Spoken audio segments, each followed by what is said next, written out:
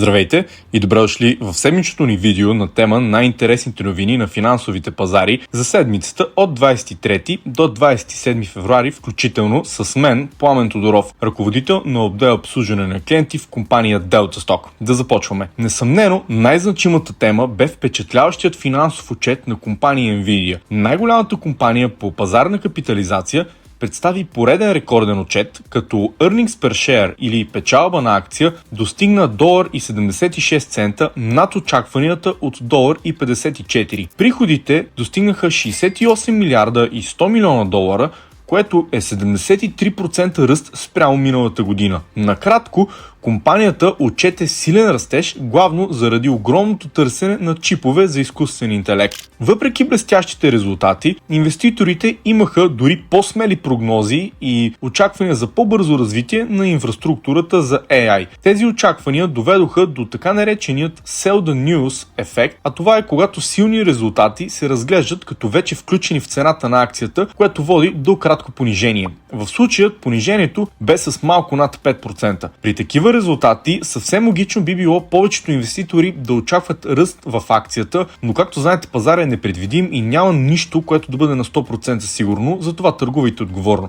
Нека преминем нататък. По-рано през седмицата президента на САЩ Доналд Тръмп реагира на решение на Върховния съд, което отмени широката му програма за вносни мита.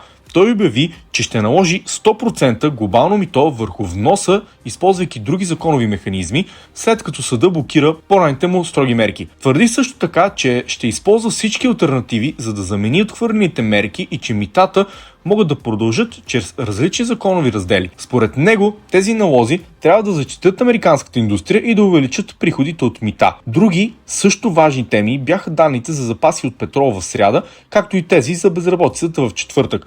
Crude Oil Inventories отчета показа значителен ръст. Малко под 16 милиона барела увеличение на запасите през седмицата, приключваща на 20 февруари. Това е много по-високо от очакваното увеличение от 1 800 000 и най-големия ръст от няколко години насам, като общият обем достигна 435 милиона и 800 хиляди барела. Когато запасите се увеличават силно, търговците често приемат това като сигнал за по-слабо търсене или излишък на суров петрол, а това може да натисне цените на WTI и Brent надолу и да повлияе върху енергийните компании и индустриалните сектори. Initial Jobless Claims, броят на новите молби за обезщетение за безработни в САЩ се увеличи леко.